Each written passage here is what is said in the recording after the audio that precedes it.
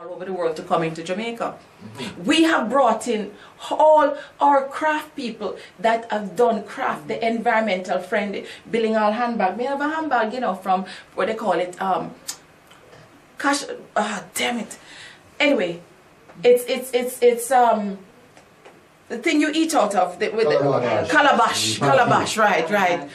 I mean, I have taken it to the States and selling calabash handbags. I mean, brothers in Jamaica has done so many things. Wood, they take the use, make frame, they make wood, they make bamboo. I mean, everything from the environment and down to the craft market. Tourists are coming in and buying these things from Rastaman. And as I mentioned, I was in Birmingham last night. And as I mentioned at the school, the other thing that the tourists are coming in attract, especially white women, are coming in to come rent a dread. them even want to come rent Rasta.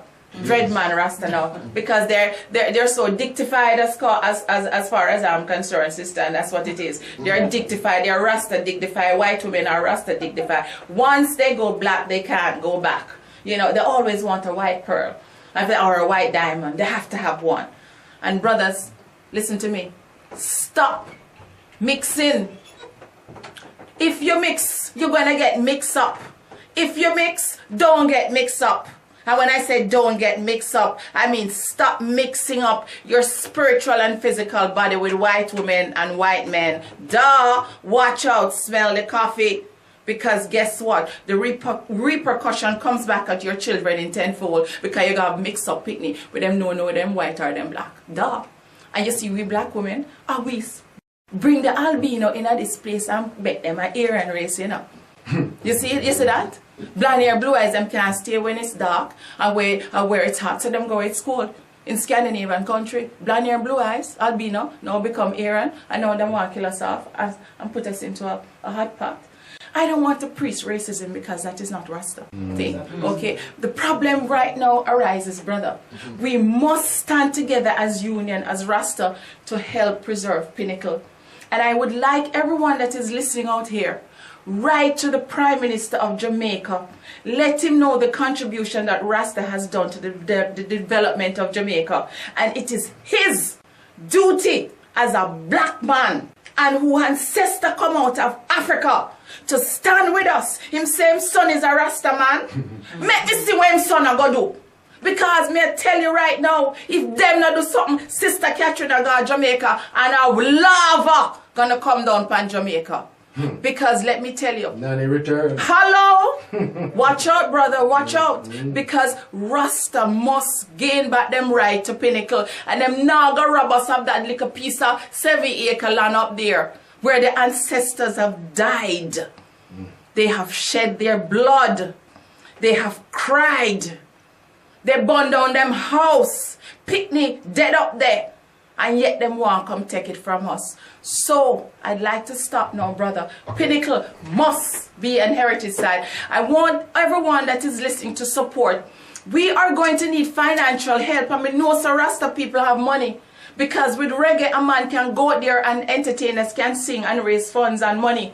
And it coming now that, brother, I have a website and I'd like everybody to log on to that website.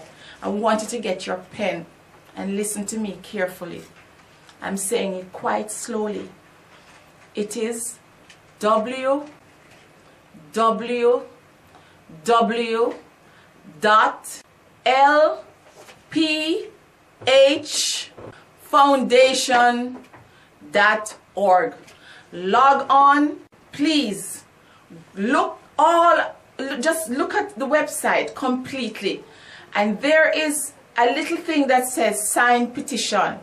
Log on to sign petition. Go in there. Give us your name. Even if you don't even have a website, you can use my website. Zungu@bellsouth.com. That's my website. But sign the petition because it's important. William Wilberforce is a white man that went and said he helped to abolish slavery. He was white and he got so many petitions to take into the house to free us. Why can't we as Rasta help free ourselves, brother? In truth, my sister, there's a couple of questions I'd like to ask you quickly because time is on us at the present moment. Right? One, what's going through my mind? Was it 500 acres you said your father originally buy, or 5,000 acres? 532 acres. 532 acres. Now, and your father did not sell that to no one? No one. Is Rasta, how is he going to sell something that is our... So therefore, would I be right in saying then that the illegal takeover or possession of that land was something that was not legal, really? It was something that was actually done by, what can I say, other means than normal. Yes, stick up. Let's put it as a stick up. It was a stick up.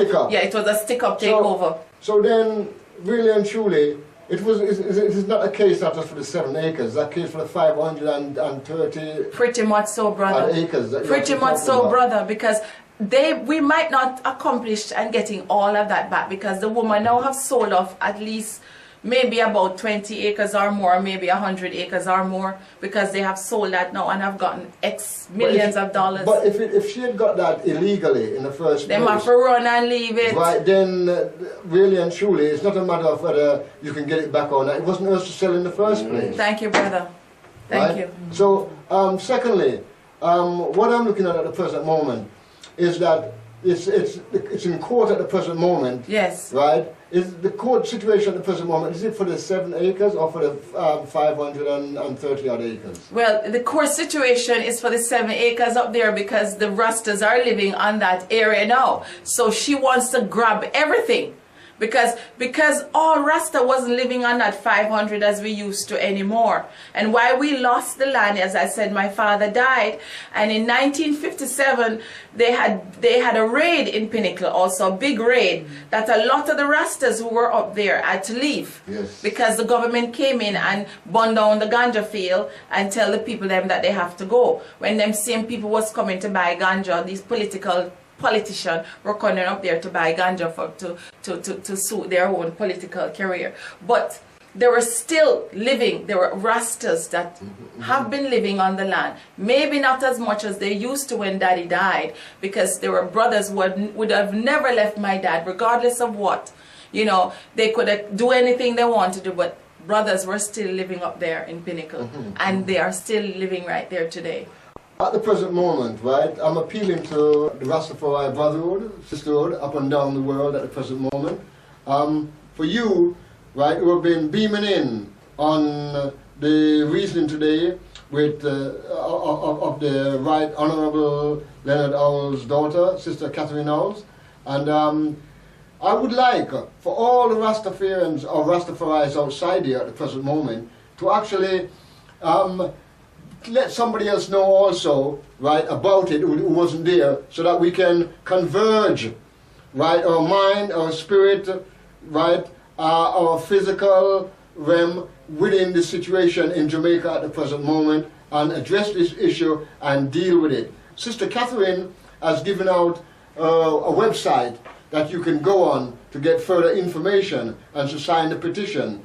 Now, the relationship, right, and where reggae music and other things that Rasta has actually given to the world outside here, right? I am looking now for the Rastafari brotherhood and sisterhood outside here. Not only you, but I'm looking for all those who is sympathetic towards that cause and has been there also enjoying the fruits of the Rasta labor outside here. Exactly. To beam in and try and do something collectively. Right, because there's power in strength. Of course it is. You know? It is. And the more we have, and the more that can actually beam in on the situation, right, the more we can get some type of result that is amicable in the light of our heritage and in the light of the foundation that has been set by the Honourable Leonard Howells outside. Because do not let us forget this.